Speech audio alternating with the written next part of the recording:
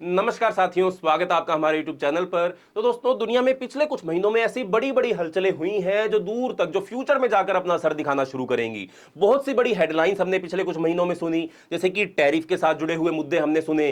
साथ में कुछ देशों के ऊपर इन्वेजन का खतरा भी बढ़ गया, ईस्टर्न यूरोप के अंदर अनसर्टेनिटी भी बढ़ गई। साथ में सेमीकंडक्टर की सप्लाई के साथ जुड़े हुए इश्यूज हमारे सामने आए। यूएस के फेडरल डेट पर उठते हुए सवाल हमने सुने। ये सब ऐसे बड़े मुद्दे हैं जो हेडलाइंस में, जो अखबारों के फ्रंट पेज के ऊपर अपनी जगह ढूंढ ही लेते हैं। बट इनके अलावा कुछ छोटी और कम ऑब्वियस चीजें भी दुनिया के अंदर हो रही हैं, जैसे कि फॉरेन एड के साथ जुड़ा हुआ सवाल, फॉरेन इन्वेस्टमेंट के साथ जुड़ा हुआ सवाल, या टेक्नोलॉजिकल डेवलपमेंट। ये कुछ ऐसे मुद्दे हैं जो दुनिया को थोड़ा और ज्यादा अनप्रेडिक्टेबल बनाने का काम कर रहे हैं। अब इस सारे सिनेरियो के बीच में, आप चाहे इसे क्राइसिस बोलो या फिर ओवरड्यू बोलो, ब्रिक्स मेंबर्स के लिए, ब्रिक्स कंट्रीज के लिए यह समय एक गोल्डन अपॉर्चुनिटी बनकर सामने आया है। ब्रिक्स यानी कि ब्राजील, रशिया, इंडिया, चाइना और साउथ अफ्रीका, जो कि ब्रिक्स के ओरिजिनल मेंबर्स हैं। अब इनके साथ साथ Saudi Arabia, Egypt, Iran, Ethiopia और इंडोनेशिया भी जुड़ चुके हैं। ये अब एक ऐसे इकोनॉमिक ब्लॉक का हिस्सा है जो यूएस सेंट्रिक ग्लोबल इकोनॉमी का सबसे बड़ा अल्टरनेटिव बन सकता है। मिलकर ये देश दुनिया के बहुत सारे इंपॉर्टेंट रिसोर्सेज को कंट्रोल करते हैं, दुनिया की लगभग आधी पॉपुलेशन को रिप्रेजेंट करते हैं, और ग्लोबल ट्रेड का भी एक बड़ा हिस्सा इन्हीं के कंट्रोल में आता है। लेकिन हम सिर्फ नंबर्स को अगर देखें तो यह समझना हमारे लिए थोड़ा मुश्किल हो जाता है कि इतनी बड़ी इंटरनल कैपेसिटी होने के बावजूद, नए नए मेंबर्स के ब्रिक्स में ज्वाइन करने के बावजूद, वर्ल्ड स्टेज के ऊपर ब्रिक्स जो है वो अपना प्रभाव अच्छे तरीके से दिखा नहीं पा रहा है। जो नए मेंबर्स पहले से एग्जिस्टिंग नेटवर्क से अलग होकर ब्रिक्स का मेंबर बने हैं, उन नए मेंबर्स के साथ जुड़ने से ब्रिक्स जो है एज ए ग्रुप अपनी एक सेल्फ सफिशिएंट जियोपॉलिटिकल पावर बनाने की कोशिश कर रहा है, जो कि ट्रेडिशनली वेस्टर्न पावर के कंट्रोल से बाहर होगी। अब वेस्टर्न पावर के कंट्रोल से बाहर एक ऐसी इंडिपेंडेंट जियोपॉलिटिकल स्ट्रेटेजिक ब्लॉक अगर कोई एस्टेब्लिश हो जाता है, तो एक एज ए आइडिया ही ये बहुत से लोगों के लिए एक्साइटिंग हो जाता है, बहुत से लोगों के लिए आइडिया डरावना हो जाता है, और बहुत से लोगों के लिए आइडिया दिलचस्पी भरा हुआ हो जाता है। लेकिन ब्रिक्स का ये एंबिशन कि वो वेस्टर्न पावर से हटकर अपना एक ब्लॉक एस्टेब्लिश करें, अपनी एक इंडिपेंडेंट जियोपॉलिटिकल स्ट्रेटजी एस्टेब्लिश करें,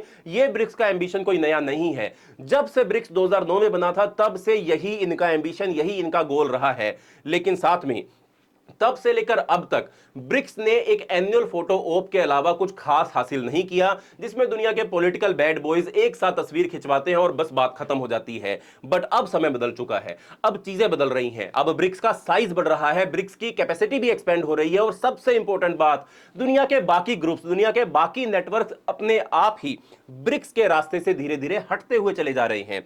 तो सोचो, एक ऐसी ग्लोबल इकोनॉमी कैसी होगी जिसमें एक फुली एस्टेब्लिश्ड ब्रिक्स ब्लॉक होगा?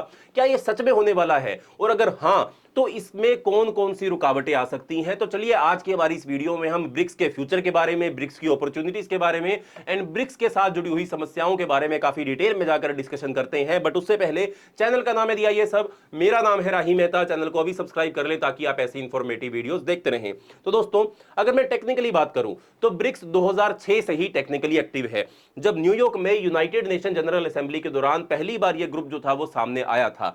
लेकिन ब्रिक्स की पहली प्रॉपर समिट रशिया में 2009 में हुई थी, जो तब भी ज्यादातर बस खाली डिस्कशन तक ही सीमित रही थी। जैसे कि तब 2009 वाली समिट के अंदर बस कोऑपरेशन के ऊपर, फाइनेंशियल इश्यूज के ऊपर ही बातें हुई थी, क्योंकि अभी 2009 में दुनिया जो थी वो 2008 में आए ग्लोबल फाइनेंशियल क्राइसिस से जूझ रही थी। बट अगले 2 सालों में साउथ अफ्रीका के जोड़ने के बाद ब्रिक्स का नाम ऑफिशियली फॉर्मलाइज हो चुका था। लेकिन ब्रिक्स एक सिंबॉलिक ग्रुप से एक प्रॉपर ऑर्गेनाइजेशन तब बना जब 2014 में इन्होंने न्यू डेवलपमेंट बैंक बनाया, जो कि वर्ल्ड बैंक और आईएमएफ का अल्टरनेटिव हो सकता था।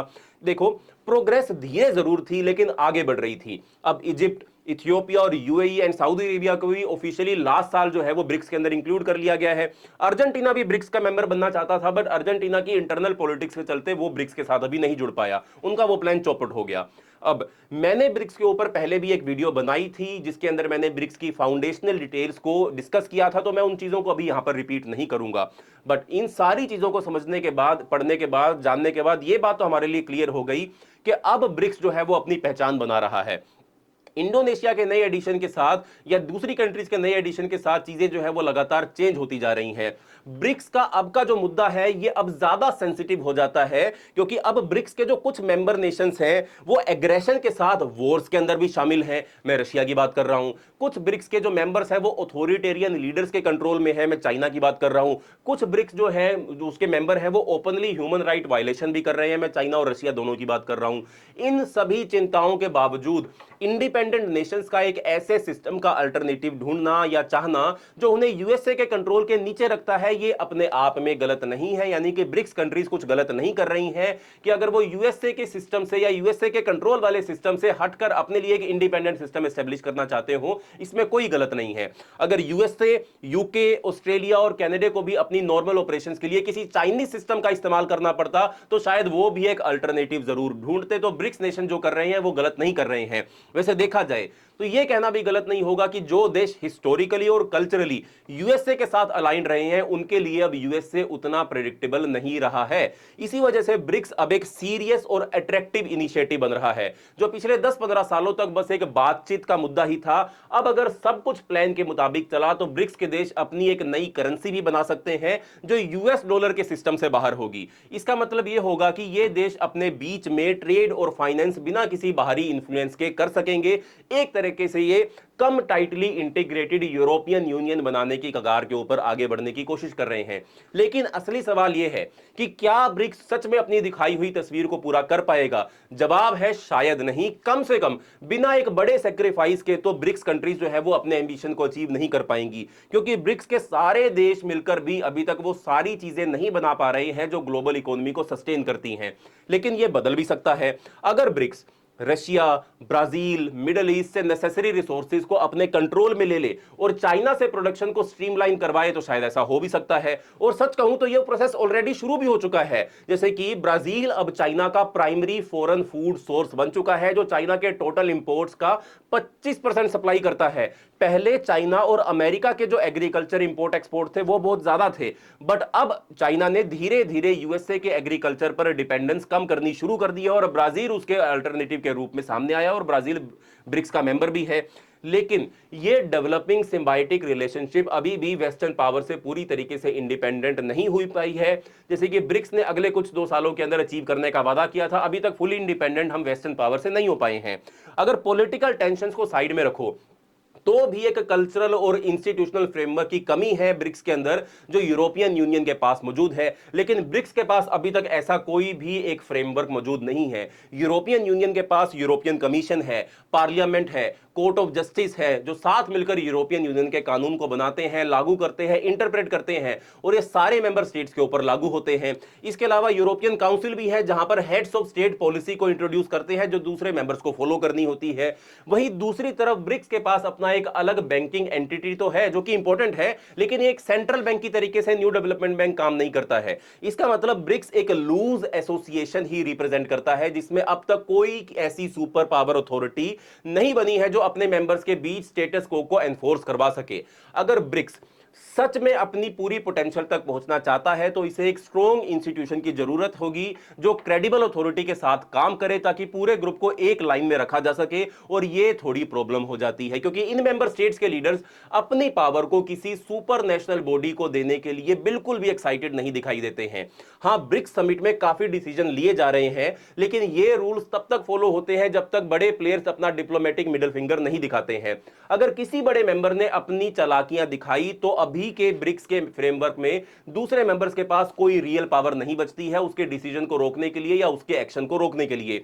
यह सच है कि ब्राजील, रशिया, इंडिया, चाइना और साउथ अफ्रीका और नए मेंबर्स के साथ मिलकर एक कलेक्टिव के रूप में बहुत ज्यादा पोटेंशियल रखते हैं, स्पेशली अगर वेस्टर्न पार्टनरशिप टूटने लगती है। लेकिन ब्रिक्स को जो सबसे बड़ी प्रॉब्लम फेस करनी पड़ रही है वो है इंस्टीट्यूशनल कोहेजन की, जो दूसरे बड़े ब्लॉक्स में हमको देखने को मिलती है।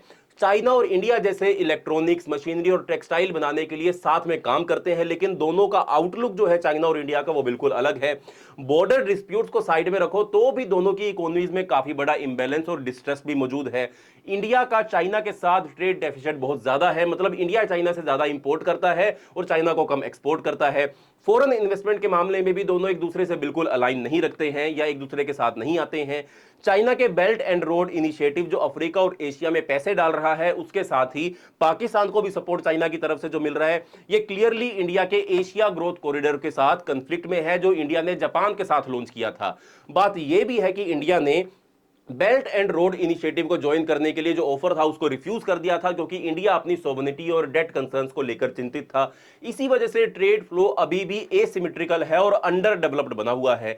चाइना और इंडिया के बीच जो खामोश राइवलरी चल रही है, उसका असर न्यू डेवलपमेंट बैंक पर भी पड़ता है। दोनों के बीच प्रोजेक्ट एलोकेशन और रीजनल डोमिनेंस के लिए कंपटीशन चलता रहता है। अगर ब्रिक्स एक ऐसा फॉरेन एड फाइनेंसिंग सिस्टम बनाना चाहता है जो वर्ल्ड बैंक और आईएमएफ का मैच हो या उसको सरपास कर सके, या फिर यूएस सेंट्रिक बैंकिंग का एक स्ट्रॉन्ग अल्टरनेटिव बन सके, तो ब्रिक्स को अपने अंदर की फिलॉसफीज के बीच के कॉन्फ्लिक्ट्स को खत्म करना ही होगा। लेकिन इसका मतलब यह नहीं है कि ब्रिक्स का सक्सेस इंपॉसिबल है, लेकिन इसके लिए बहुत बड़े लेवल पर रीस्ट्रक्चरिंग करने की हमको जरूरत पड़ेगी। थ्योरेटिकली तो यह पॉसिबल है, लेकिन इसके लिए ग्लोबल कॉमर्स में बड़े लेवल पर चेंजेस करने पड़ेंगे। स्पेशली जो वेस्ट पे अब तक की डिपेंडेंसी रही है, उसे हमको हटाना पड़ेगा। पिछले वक्त में यूरोपियन और अमेरिकन कंपनीज इनके ट्रेड पार्टनरशिप के बीच मिडलमैन का काम करती थी। अगर मैं आपको एक बात बताऊं कि 20th सेंचुरी के दौरान यूएस की मैरीटाइम शिपिंग और बैंकिंग फर्म्स ने अपनी कंट्रोल को लेवरेज करके इंटरनेशनल डील्स में ब्रोकर्स का रोल प्ले करना शुरू कर दिया था। यूरोपियन कमीशन या यूरोपियन कंपनीज ने सोवियत ऑयल एक्सपोर्ट्स को दूसरे रीजन तक पहुंचाने में मदद की थी, जबकि यूएस कंपनीज ने साउथ अमेरिका के साथ कमोडिटीज डील्स को ब्रोकर किया था। अगर ब्रिक्स के देश डायरेक्टली आपस में डील रखते हैं, डील करते हैं, और यूएस और जो यूरोप की कंपनीज है उनके मिडलमैन जो है उनको हटाने का काम करते हैं, तो ही कुछ हो सकता है। मैं रिपीट कर दूं, अगर ब्रिक्स के देश आपस में डील करें, जो ऑनेस्टली एक बड़ी बात होगी, तो ये मिडलमैन को बीच से हटा सकते हैं। लेकिन ब्रिक्स को अपने आप को बिल्कुल अलग करने की जरूरत नहीं है। ये यूरोपियन यूनियन की तरह काम कर सकते हैं, जहां आपस के ट्रेड को आपस में आसान किया जा सकता है, लेकिन साथ ही दुनिया के दूसरे देशों के साथ भी ट्रेड हमको चालू रखनी ही पड़ेगी। लेकिन ब्रिक्स को एक ऐसे फ्रेमवर्क में काम करना होगा जहां ये सेल्फ सफिशिएंट रह सकें। अगर कभी सैंक्शंस लगे या टैरिफ बढ़ जाए, तब भी इनका काम चल जाए। सिंपल शब्दों में कहो तो ब्रिक्स एक इंश्योरेंस पॉलिसी की तरह काम कर सकता है। अगर दुनिया का इकोनॉमिक सिस्टम गिर जाए, तो ब्रिक्स अपनी जगह बनाकर खुद को बचा सकता है। हाइपोथेटिकली देखा जाए तो काफी लोग मानते हैं कि यह ब्रिक्स का फाइनल गोल हो सकता है, लेकिन यह सब तभी होगा जब कोई इसके रास्ते में ना आए, और यहीं पर दिक्कत शुरू हो जाती है। क्योंकि चाहे इन देशों को पसंद आए या ना आए, ब्रिक्स एक डेलिकेट एग्रीमेंट है जिसमें रशिया के अलावा ऑलमोस्ट सारे दूसरे मेंबर्स के बीच अब तक स्ट्रॉन्ग बायलैटरल ट्रेड टाइज चल रही हैं। दूसरे देशों के साथ ट्रेड करना ब्रिक्स के लिए जरूरी है, क्योंकि ये अपनी करंट टाइज को खो नहीं सकते हैं। अगर ब्रिक्स ज्यादा फास्ट ग्रो करता है, जो दुनिया के लीडर्स को नोटिस लेना पड़ेगा, और ऐसे में यूएस जैसे देश के पास कई तरीके हैं जिसके जरिए वो ब्रिक्स के न्यूट्रल मेंबर्स को साथ जो है, या उनके टाइज ब्रिक्स के साथ जो है वो उनको कमजोर भी कर सकता है। ब्राजील का एग्जांपल ले लो। यूएस अभी ब्राजील का सेकंड लार्जेस्ट ट्रेडिंग पार्टनर है, और अगर यूएस ने ब्राजील को अपने मार्केट तक ब्रॉडर एक्सेस दिया, तो ब्राजील के लिए ज्यादा अट्रैक्टिव बन सकता है। क्योंकि अभी तक ब्रिक्स ने अपने मेंबर्स के बीच एक general free trade agreement establish नहीं किया, या फिर यूएस इसका उल्टा भी कर सकता है, यानी कि अपनी इकोनॉमिक पावर का यूज करके ब्रिक्स पर प्रेशर बना सकता है। लॉन्ग टर्म में ब्राजील को शायद यूएस के फंडिंग पर ज्यादा डिपेंडेंट नहीं रहना पड़े, लेकिन अभी के लिए यूएस के एफडीआईज ब्राजील के manufacturing, information technology, telecommunication, real estate, financial services, automotive sector, इन सबको बहुत ज्यादा सपोर्ट देने का काम जो यूएस की एफडीआई है वो ब्राजील के लिए करती हैं। इसी के साथ चाइना का फूड पे रिलायंस और इंडिया का ईस्टर्न और वेस्टर्न मिलिट्री इक्विपमेंट के बीच बैलेंसिंग एक्ट जो चल रहा है, ये सब मिलकर ब्रिक्स के फ्यूचर को एक लेके बहुत ज्यादा अनसर्टेनिटी बनाने का काम करते हैं। लेकिन ये ही थ्रेट शायद ब्रिक्स के एक्सेलरेटेड ग्रोथ का मेन रीजन रहा है। 2014 के बाद से ब्रिक्स ने अपनी पेस फास्ट की। यूएस के फाइनेंशियल लॉकडाउन्स ने दुनिया को यह दिखाया कि अगर किसी देश के यूएस डॉलर रिजर्व्स हैं, तो वो भी कोई काम नहीं आएंगे अगर आपके यूएस के साथ रिलेशंस ठीक नहीं होंगे। और अभी हाल ही में यूएस सरकार ने यह पॉसिबिलिटी दिखाई है कि अगर ब्रिक्स के देश नई डिफॉल्ट करेंसी अडॉप्ट करते हैं, तो यूएस उनके ऊपर 100% टैरिफ भी लगा सकता है। साथ ही अगर किसी ब्रिक्स मेंबर ने रिटेलिएशन की सोची, तो यूएस उनके ऊपर काउंटर टैरिफ भी लगा सकता है। अब इसका मतलब यह जरूरी नहीं है कि यह सब वाकई होगा।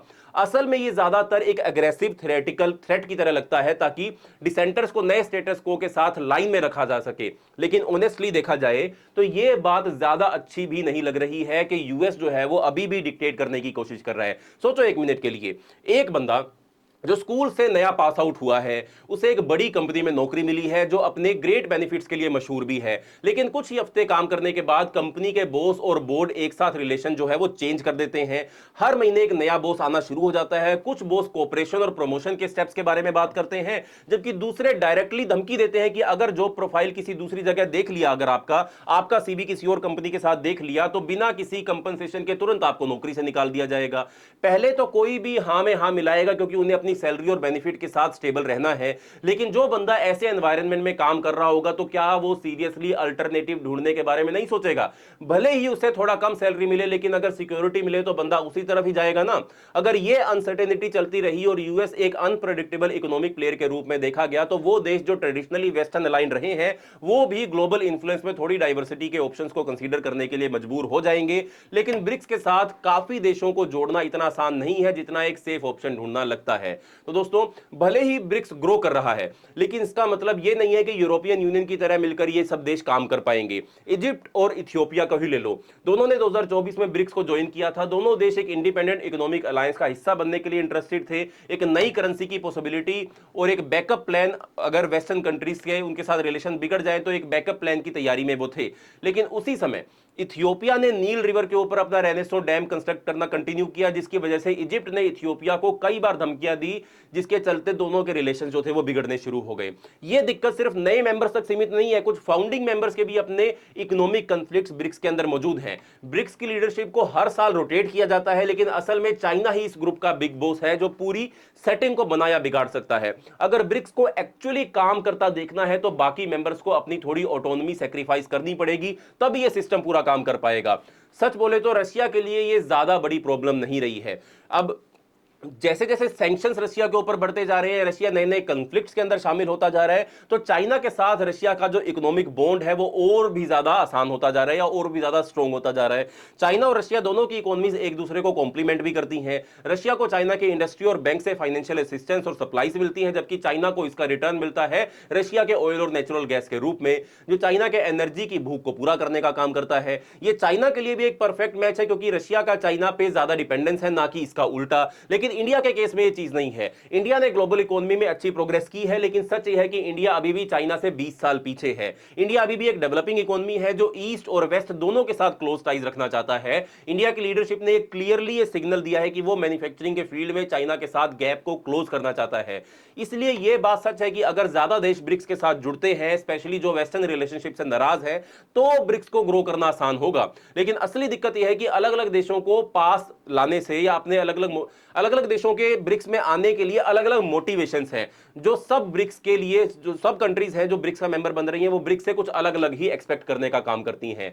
उनके अलग इंटरेस्टेड को एक साथ जोड़ना बिना ब्रिक्स के असली इंटेंशन को कॉम्प्रोमाइज किए, ये काम लगभग इंपॉसिबल होगा। इस चीज को समझने का बेस्ट तरीका यह है कि अगर हर देश ब्रिक्स से रियलिस्टिकली क्या एक्सपेक्ट करता है, और शायद उससे भी ज्यादा इंपॉर्टेंट यह समझना है कि ब्रिक्स अपने हर मेंबर से क्या एक्सपेक्ट करता है। हर साल एक मीटिंग अटेंड करना, फोटो खींचना और हाथ मिलाना तो आसान काम है, लेकिन इससे ज्यादा कुछ करना बहुत बड़ा चैलेंज होगा, वो भी एक ऐसे मिक्स्ड ग्रुप का जिसमें ऑथोरिटेरियन गवर्नमेंट और डेमोक्रेटिकली इलेक्टेड लीडर्स दोनों ही शामिल हों, जो अलग पॉलिटिकल और वेल्थ स्पेक्ट्रम को रिप्रेजेंट करते हों।